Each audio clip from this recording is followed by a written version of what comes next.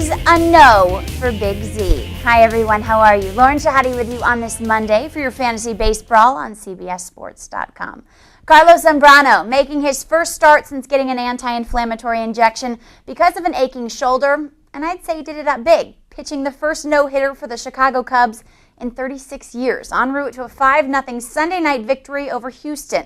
The game moved to Miller Field due to Hurricane Ike, made it a long trek for the Astros, and they felt it in a very big way. As for the Cubbies, rainouts over the weekend made a mess of their rotation, and combined with Zambrano's injuries, some fantasy owners may have missed out on one of the best pitching performances of the season. It looks like Zambrano is feeling healthy, so you better get him active in your league. The Cubs now hold a 7.5 game lead in the NL Central over the fading Brewers. And they are changing their rotation up a bit. Chicago moved Ted Lilly ahead of Ryan Dempster and Jason Marquis in the rotation, opting to start the left-hander Monday against Houston at Miller Park. Dempster pitches Tuesday, Marquis, Harden, and Zambrano to follow. Lilly, a two-start pitcher against the Astros at Milwaukee and at home against the Cardinals. While the Cubbies continue to impress, the Phillies are surging, setting up for a run that the Mets fans are hoping doesn't mirror last season. The streaky Pat Burrell homered in the second game of the doubleheader against the struggling Brewers, getting 2 hits, including the go-ahead single in the 8th inning. Not to be outdone, Shane Victorino, 4 for 4 in that very same game, a season high. This was after he hit a 3-run home run in the first game of the doubleheader. Philadelphia just 1 game back in the NL East. Over in the American League, the White Sox are also making some fantasy headlines. Alexi Ramirez came into Sunday batting just 184 in September. But if the first game of the doubleheader was any indication, he may be breaking out of that. This must-start second baseman went 2 for 4 with a solo shot, his 17th, and then followed that up in Game 2 with a walk and a run scored while going 1 for 3. His teammate Jim Thome may also be heating it up. He hit his 539th home run, taking Kenny Rogers deep in the second game of the doubleheader on Sunday. In his last 4 games, he is 5 for 14, 2 home runs, 5 RBI. With Paul Konerko banged up, he's a solid option for Week 25. ADRIAN Beltre's 2008 season is over. He batted .266 in 143 games, 25 home runs, 77 RBI, his lowest total in 4 seasons with Seattle. But those numbers are pretty good when you factor in that he's been playing with an injured thumb almost the entire season.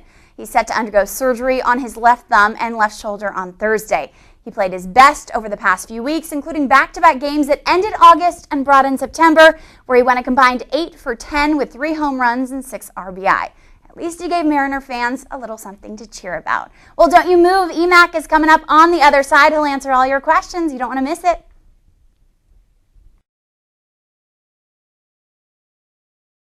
Well, you've got questions and he's got answers. Hi, Mac. I hope I have the right answers. I said that before, though, and I had the wrong answers. I think I told someone to bench Carlos Zambrano last week. We're turning over a new leaf. You know that? Okay, our first writer wants to know about Prince Fielder. He says, what's wrong with Prince Fielder? I keep expecting him to snap out of it. He's just awful. My playoffs started. I seriously considered benching him. Well, Fielder's had a hit in his last 6 games. Not good enough, Mac? Well, this guy probably asked that question right in the middle of that, Sure. And now he's happy if he started him. I think Fielder's the guy you got to expect will come around. Sluggers notoriously do 50% of their damage in 25% of the season. So you do the math on that. This is the time of the year that Fielder is supposed to lead you to a championship. Let him win or lose it for you. Okay, so you think you're 1 for 1 on answering questions? I hope so. Let's try and go 2 for 2, shall we? I am in a keeper league. I need to decide on 2 keepers. I'm confident with Miguel Cabrera, but can't decide between Prince Fielder or Carlos Quentin. I also have Jason Bay, Sabathia, K-Rod. I'm reluctant to keep a pitcher. If you talk to Jamie from our first email, you'd say Quentin. What do you say?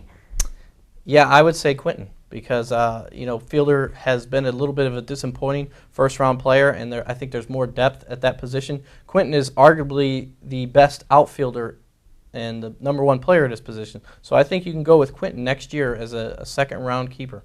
Okay, who can we go with for email number 3? Who is expected to take over if K-Rod signs elsewhere?